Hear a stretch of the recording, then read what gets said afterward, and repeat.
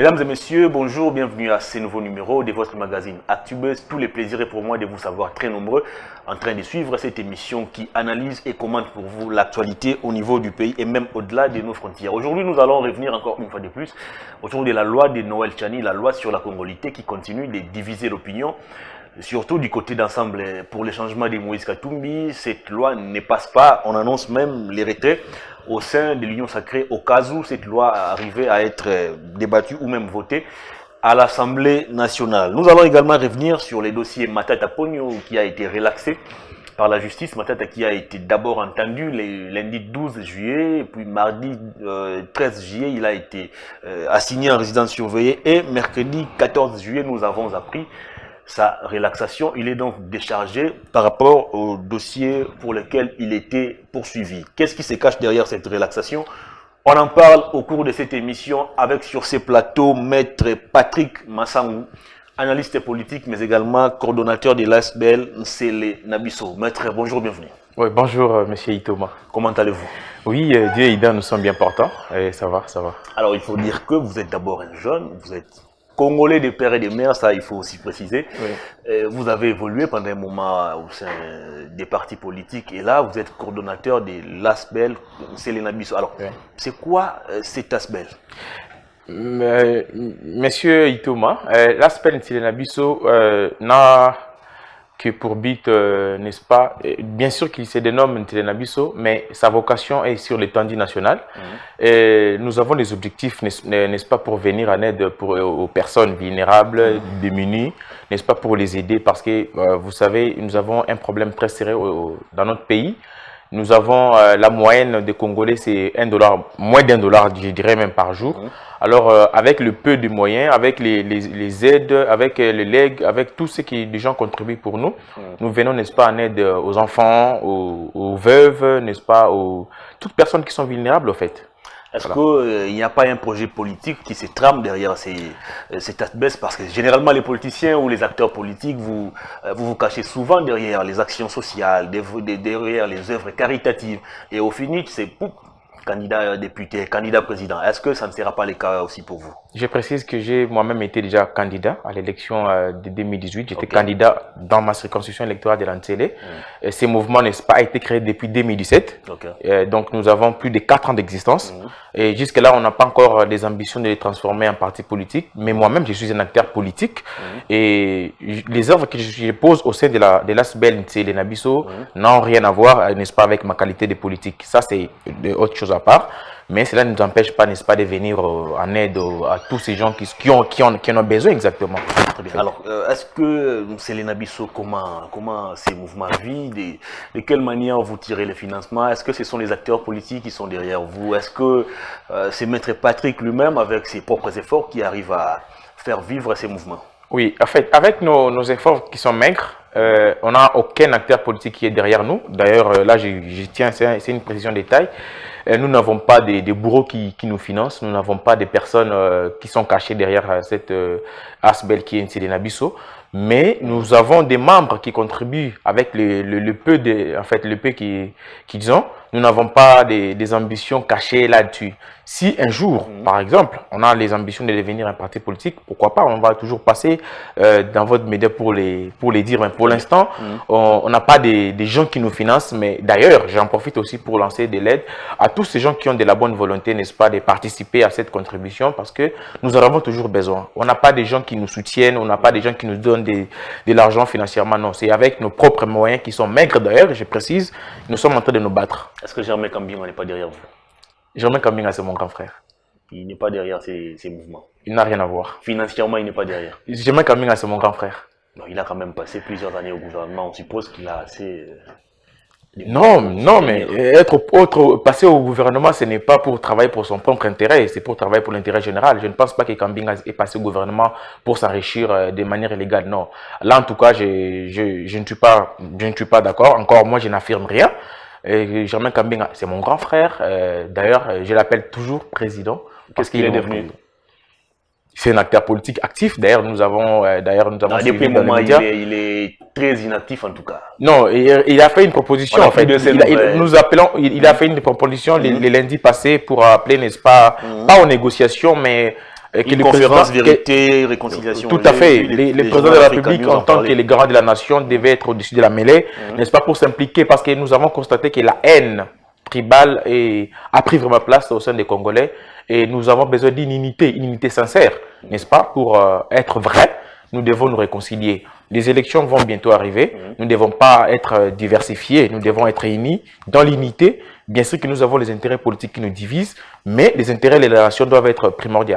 Très bien. On va cette fois-ci parler de l'actualité qui reste dominée par les dossiers Matata Ponyo relaxés au niveau de la justice, lui qui a été poursuivi en rapport avec les dossiers de l'indemnisation des victimes de la zarianisation. Mais là, la justice a décidé de décharger Matata Ponyo. Alors, est-ce que c'est toujours l'état des droits? Parce qu'il y a aujourd'hui des voix qui s'élèvent pour dire que Matata a été un peu privilégié. Vital Kamerhe était parti répondre à une invitation, directement il a été conduit à Makala. Matata il va être entendu, assigné en résidence surveillée, un jour après, il recouvre sa liberté. Est-ce que c'est deux poids, deux mesures? Il faut préciser une chose. Vital Kamerhe et M. Matata Ponyo n'avaient pas ou n'ont pas les mêmes qualités.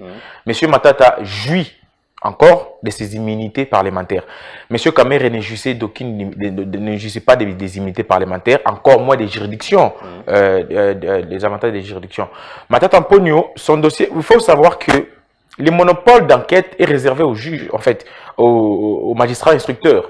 Dès lors qu'il décide que le dossier est vide, nous, on ne peut rien dire parce que c'est lui qui a la même mise sur les dossiers. Il a été assigné en résidence surveillée, pas parce que il est super congolais, non parce que les lois exigent comme ça. Quelqu'un qui a les immunités, qui jouit de ses immunités, il ne peut pas être incarcéré. Le cas des Kamerhe. Kamerhe a été mais le Sénat invité. avait levé les immunités. Bien sûr, le Sénat avait donné, n'est-ce pas, cette autorisation pour que la justice fasse son travail. Parce que les immunités en soi, c'est une couverture qui empêche à la justice de pénétrer. Mais dès lors que ces immunités sont levées, c'est juste une autorisation que le Sénat a accordée. Et je précise que les avocats de Matata avaient introduit une requête au niveau du Conseil d'État, malheureusement qui a aussi été rejetée par les conseils d'État, s'est déclaré incompétent pour juger cette matière. Mais Matata Ponyo, c'est toujours l'état de droit. L'état de droit ne signifie pas qu'il faut toujours coincer. Vous savez, le chef de l'État fait une déclaration quand il était à Goma que certains de ses collaborateurs font un mauvais service, n'est-ce pas, en instrumentalisant le juge. Alors, dès lors que Matata Ponyo a retrouvé sa liberté, moi je salue cela. C'est ça même aussi l'état de droit. Parce que nous devons éviter de diaboliser certaines choses. La diabolisation est une mauvaise chose parce que dès lors que nous sommes en train de critiquer négativement, de donner les avis qui condamnent, n'est-ce pas, certaines choses. Et ça influence aussi, ça a une influence négative sur certains dossiers. Alors, l'instruction en justice, elle est secrète. L'instruction est secrète. D'ailleurs, c'est déplorable des fois quand nous voyons certains documents qui apparaissent sur la toile publique, chose que nous devons condamner parce que moi, je suis déjà homme de droit, je suis légaliste, je connais les principes, certains principes. Alors, il faut respecter ces principes. Matata Ponyo, ce n'est pas un super Congolais. Il s'est mis à la disposition de la justice congolaise et cette dernière a déclaré que les dossiers est vide. Je pense que nous pouvons passer à autre chose. Nous pouvons évoluer. Matata Ponyo n'est pas un homme spécial. Et s'il y a d'autres dossiers, il sera toujours interpellé par cette même justice. Vous estimez que Matata n'est pas un homme spécial, mais avoir les traitements réservés à cet ancien Premier ministre, nous sommes tentés de dire que Matata bénéficie de plusieurs privilèges aujourd'hui. Non, en fait, vous devez savoir que Matata, c'est quelqu'un qui a rendu les services loyaux. Nous pouvons bien être contre sa position politique. Vous pensez que Matata a rendu les services loyaux? Non, mais la qualité ou les titres, plutôt des premiers ministres d'abord, c'est après le président, nous voyons toute cette hiérarchie-là. C'est le chef du gouvernement quand même. C'est un ancien ministre n'est pas synonyme de rendre des services loyaux. Non, mais je ne suis pas, en tout cas, je ne suis pas porte-parole de Matata, mais je parle sur le plan général, sur le plan social, au fait. C'est quelqu'un qui a rendu les services. Vous ne voulez pas que je dise loyaux. Il a rendu les services à la nation. Sentez-vous libre. Oui, quand même, il a rendu les services à la nation. Alors, nous devons comprendre que ces genres de personnes méritent un traitement particulier. C'est le cas du fait Etienne Tshisekedi, qui a été ancien Premier ministre. Quand il faisait des voyages, il a été escorté dans des jets médicalisés. N'est-ce pas? C'est cette qualité-là d'ancien Premier ministre aussi jouée. il continue toujours à bénéficier de certaines choses. Vous essayez de citer Matata Ponyo, il y a des gens qui Ils vont sont se fâcher à la maison. Bon, non, là, je suis sur le plan scientifique. Quand vous parlez de Matata, les gens... Je ne compare pas Matata au Sphinx. Je ne compare pas Matata au Sphinx, mais j'ai beaucoup, moi-même, il faut le souligner que je suis de cette lignée-là, des Sphinx. Mon père lui-même, paix à son âme, était un grand combattant au sein de l'UDPS, bien qu'à un moment, on n'avait pas les mêmes idées au niveau politique. On s'est tiré à tout moment. Mais j'ai beaucoup de respect de l'âme du Sphinx. En tout cas, il reste l'icône. C'est les Sphinx qui renaît de ses propres cendres, je dirais. Très bien. Alors, les dossiers aérianisation mis de côté, bon, peut-être pas de manière définitive. Là, il y a encore les dossiers Bokanga Lonzo qui pèsent encore sur Matata Ponyo. Il est pointé du doigt comme responsable de la débâcle de ces projets. On parle de plus de 200 millions de dollars comme ça. Matata de son côté cite plusieurs ministres qui ont géré ces projets. Mais est-ce que Matata aura-t-il encore la vie sauve si on doit aujourd'hui exhumer les dossiers Bokanga Lonzo? Mais Matata, il faut aussi le dire. Les dossiers qui viennent d'être en fait lavés. C'est l'un des dossiers, en fait. Il n'en avait pas que celui-là. Il y en a plusieurs dossiers. Et dès lors que les juges ou les magistrats instructeurs comprendront que le monsieur il sera chargé dans un autre dossier, il sera toujours interpellé. Je viens de le dire tantôt. Il n'est pas écarté, au fait, du gouffre. Là, il faut les souligner. Les dossiers Bokanga Lonzo, si les juges vont plutôt initier une autre action, je pense qu'il va toujours répondre. Et si les éléments pèsent sur lui, je pense qu'il va répondre. Et surtout que ça, je suppose que sa fuite n'est pas à craindre. Je suppose que sa fuite n'est pas à craindre. Mais il avait écourté, je ne suis pas le porte-parole de Matata, mais il a écourté ses séjours là où il était, il est rentré quand même. En droit, toutes ces histoires-là, ça compte. Pourquoi on mappe quelqu'un? Pourquoi il y a des principes. Lorsque quelqu'un est mis sous un mandat provisoire, d'abord, parmi les causes principales ou primordiales, sa fuite, est-ce que sa fuite est à craindre? Cette personne vide ses immunités, est-ce qu'il a la possibilité de quitter facilement les pays? Il faut souligner qu'il n'a pas été frappé de cette mesure-là. Il a la possibilité de quitter les pays à tout moment. Alors, donc, je pense que comme il n'est plus assigné en résidence surveillée... Mais pourquoi Vital dont la fuite n'était pas aussi à craindre et on ne l'avait pas assigné en résidence surveillée, mais directement acheminé à Makala? Vous devez comprendre que les problèmes des caméras, c'était de la clameur publique. Ah, mais celui de Makala aussi, la clameur publique c'est les mêmes. Fait partie des procédures d'urgence, vous voyez, et des flagrances. Et ces dossiers des caméras, je ne vais pas dire que c'est un dossier qui est politisé. En tout cas, je m'abstiens. Je ne peux pas dire ça. Et puis parce que je n'ai pas de preuves que c'est un dossier qui a été politisé. Moi, je suis natif et habitant de la Tchangou. Nous avons souffert.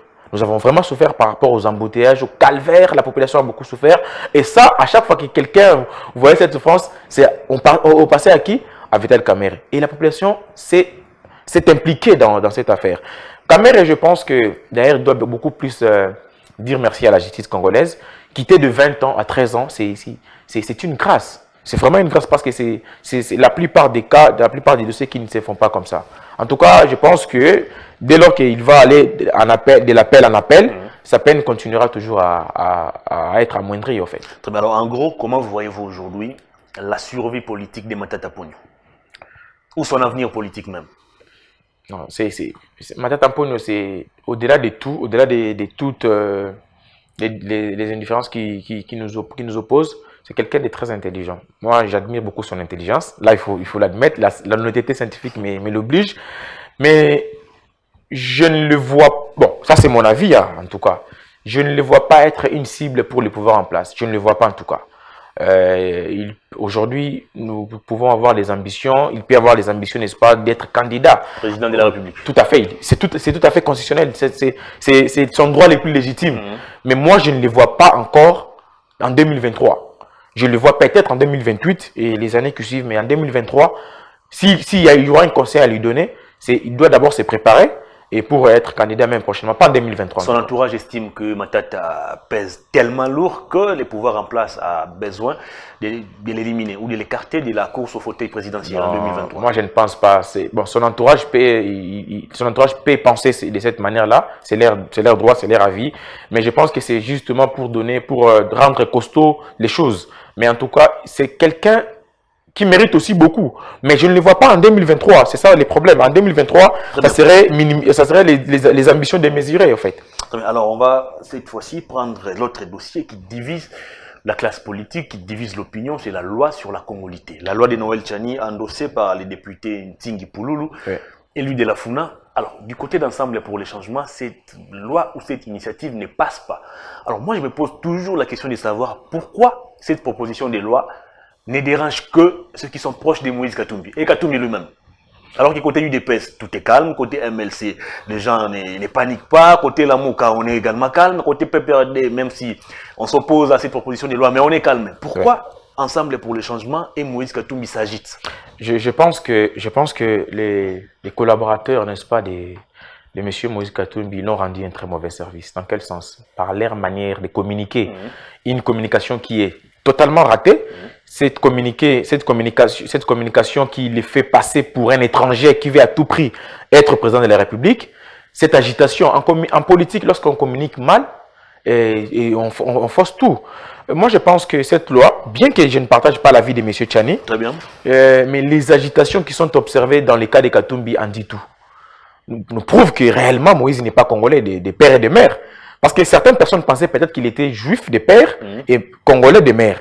Mais là, on constate qu'il n'est ni congolais de père ni de mère. Ah, c'est grave, c'est à cause de ces communicateurs qui sont agités partout. Nous pouvons, là, il faut le dire. Ces communicateurs sont vraiment agités. Et ça nous laisse voir que non, M. Katumbi n'est pas congolais. C'est un étranger qui veut à tout prix devenir président de la République. Alors ça ne passe pas.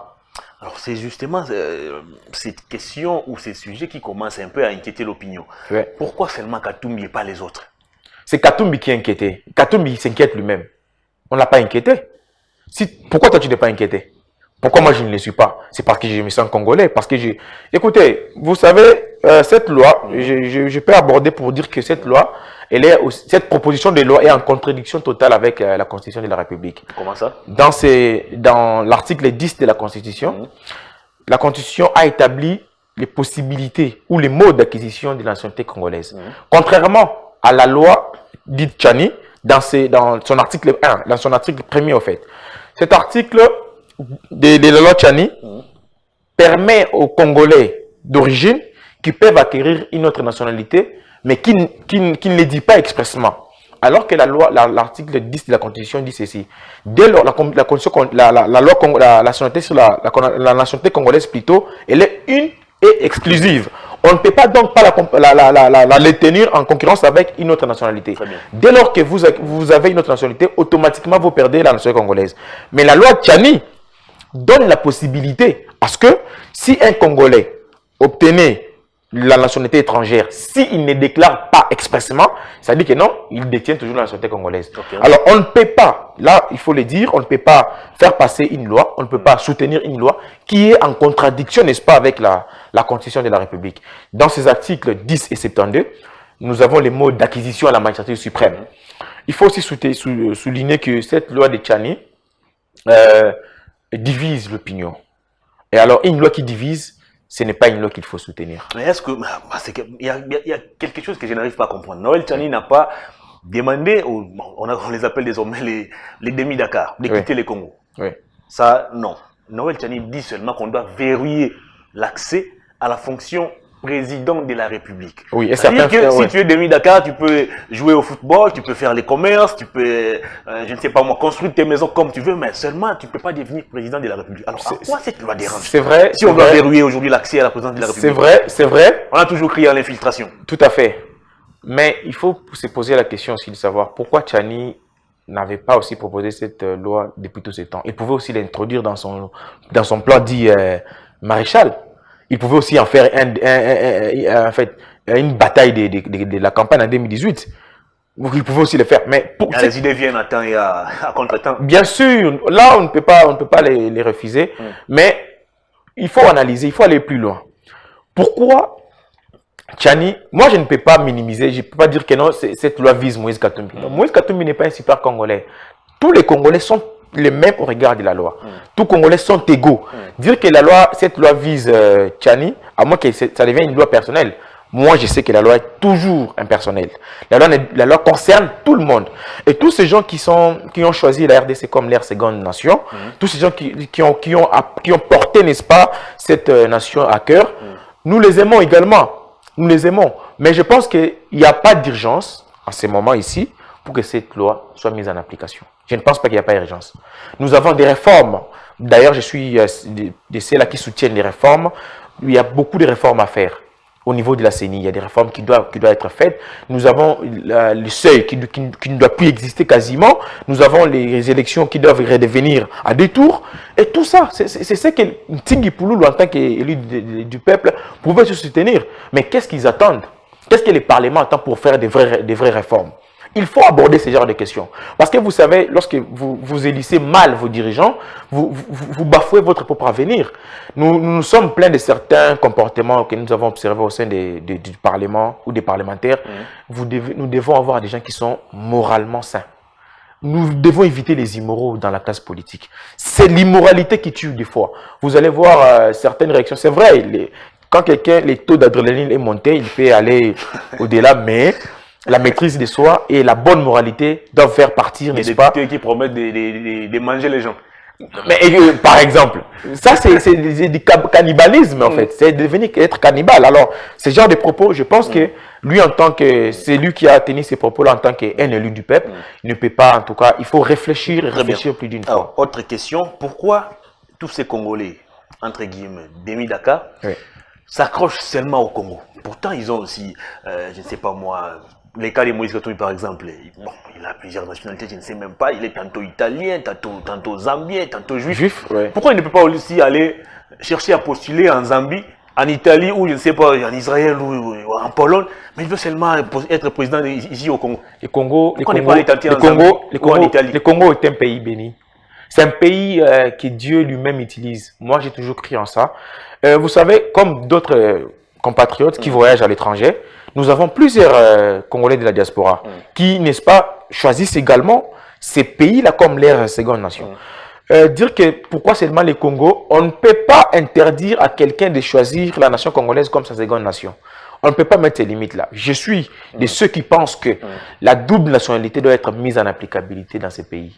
Parce que nous avons des Congolais, des pères et mères, qui choisissent, qui deviennent étrangers.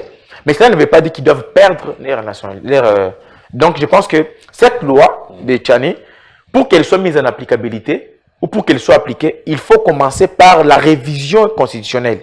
Commencer d'abord par revoir l'article 10 de la Constitution.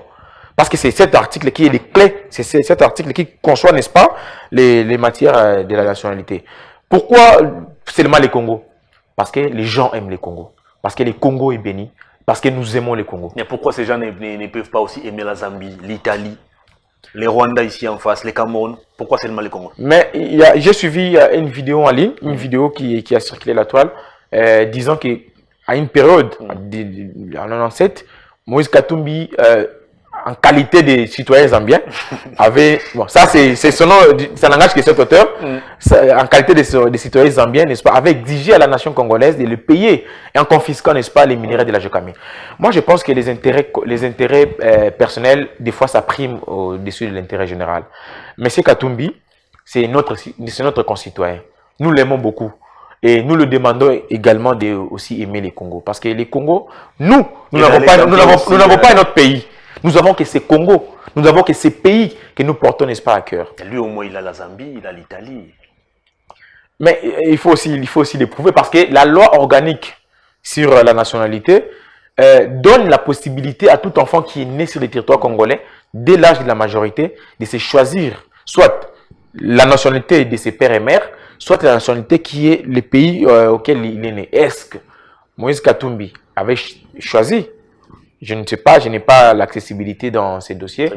Je n'ai pas assez de preuves dans ces dossiers. Je pense que nous devons, n'est-ce pas, nous ne devons pas dire que cette loi vise Moïse Katumbi. Là, il faut vraiment éviter ce genre de propos. Alors, que répondez-vous à ceux qui pensent que Noël Tchani doit aller plus loin en proposant même que les candidats présidents soient nés ici au pays, comme c'est le cas aux États-Unis? Non seulement être congolais de père et de mère, mais aussi être né ici au pays.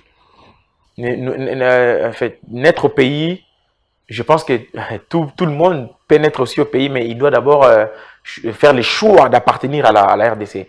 Je pense que s'il faut modifier cette disposition constitutionnelle qui est l'article 10, il faut plutôt amender certaines choses. Très bien. aller dire ça, tout comme les États-Unis. Les États-Unis, c'est un pays des immigrés. C'est un pays qui a été conçu et fait développer par les immigrés. C'est pourquoi vous voyez, les étrangers sont aussi, quand même, au-delà du racisme, nous avons aussi des choses qui sont quand même à louer là-bas. Très bien, on va terminer l'émission. Nous sommes en deuil, le pays est en deuil, nous avons perdu le cardinal Mosengo, son corps va être rapatrié, sauf erreur de ma part, je crois que c'est samedi, ça sera encore quelle date? Samedi 17 juillet, 17, oui. Pour être enterré lundi ou mardi, je crois. Oui. Que gardez-vous de cet homme? En tout cas, c'est avec beaucoup d'émotion qu'on a tous appris la disparition du fait cardinal Mosengo. Je présente mes sincères condoléances à sa famille biologique ainsi qu'à toute la grande famille de l'Église catholique. Cet homme n'appartenait plus qu'à l'Église catholique. Cet homme a fait preuve, n'est-ce pas, de son combat au sein de la classe politique congolaise. C'est quelqu'un, aujourd'hui, si nous avons les termes des gages que les médiocres puissent dégager, c'est son œuvre. Ce sont les icônes, au même rang que le fait Etienne Tshisekedi, Patrice Emery Lumumba, Cardinal Malula, d'heureuse mémoire, qui se sont battus, n'est-ce pas, pour la liberté dans ce pays. Nous gardons beaucoup de souvenirs. En tout cas, nous demandons que l'Église soit forte. Et Dieu a décidé que le monsieur puisse partir, le cardinal puisse partir. En tout cas, nous sommes de cœur avec toute la grande famille, en fait. Alors, nous avons pris l'habitude depuis un moment d'élever certains de nos compatriotes au rang des héros nationaux. Pensez-vous que le chef de l'État va élever les cardinaux également dans les rangs des héros nationaux? S'il n'a pas cette idée-là, je lui demanderai en tout cas d'en avoir parce que Monsieur Cardinal Mosengo Passigna, c'est quelqu'un qui a rendu aussi, s'il y a des services loyaux, dignement employés, c'est le cardinal aussi en mérite parce que ce fut un grand homme. C'est un homme qui a su stabiliser d'une part la situation politique de ces pays en 92, je pense, lors de la conférence nationale souveraine. Il a joué un très grand rôle dans ces pays. Moi, je pense que cette qualité-là, où l'élever au niveau des héros nationaux, en tout cas, il les mérite en tout cas. Très bien, on va terminer l'émission. Maître Patrick Massangou, vous êtes coordonnateur de l'ASBEL Selena Bisso. Nous sommes arrivés pratiquement à la fin de l'émission. La caméra est là devant vous. Votre dernier message, Bananio Swansele, et on va se séparer. Merci beaucoup. Ça a été un plaisir pour moi, monsieur Hervé Thomas. Merci pour les traitements que vous m'avez accordés au sein de votre plateau. Merci. En tout cas, je suis Maître Patrick Massangou. Je suis le vôtre. Je suis votre fils, je suis votre frère. Je demande toujours et je félicite la jeunesse congolaise qui a pleinement pris conscience. Je pense que la jeunesse aujourd'hui, elle peut aussi décider, elle peut parler et elle peut être écoutée. Et je pense que nous devons plutôt rester dans cette optique, nous devons rester dans cette ligne, faire de cette manière des choses et aller encore plus de l'avant. Je pense que Bana Ntele, Bana Changu, Oyabino Yeyo, Tuzali et Longo, na banza été bozaka kawana pona ko tchabiso maboko bo continuer bolembate toza ya bino pe tokotika la bino. Merci. Très bien, Maître Patrick Massangou, merci de votre passage. Merci beaucoup, messieurs. Vous allez me saluer au passage mon petit Vincent Kachena. Kachena, ok. Vous allez... Ok, j'allais oublier. Je souhaite joyeux anniversaire à ma nièce Ben Katunga, je l'appelle Kabutu. En tout cas, elle a 3 ans aujourd'hui. La fille à ma sœur aînée, Ben Kabutu. Okay. Joyeux anniversaire à toi. Vous allez demander au petit Vincent Kachena de doser un peu avec les boules de foufou. Merci beaucoup, c'est plus important. Bien, l'émission est terminée. Merci à toute l'équipe technique qui m'a aidé à vous la présenter. Merci également à vous pour votre sympathique et réelle attention. Mais surtout, mention spéciale à Caris Louzaba Mavungu depuis la Robank, sans oublier Madame Christina Pemba Makiese. Les couples aux coïncidences hors normes, l'un est né le 16 juillet, l'autre le 17 juillet et ensemble, ils forment un seul cœur, un seul esprit. Joyeux anniversaire à vous deux. Allez jusqu'à la gare. Bon vent à vous. Au revoir. D'ici là, portez-vous bien.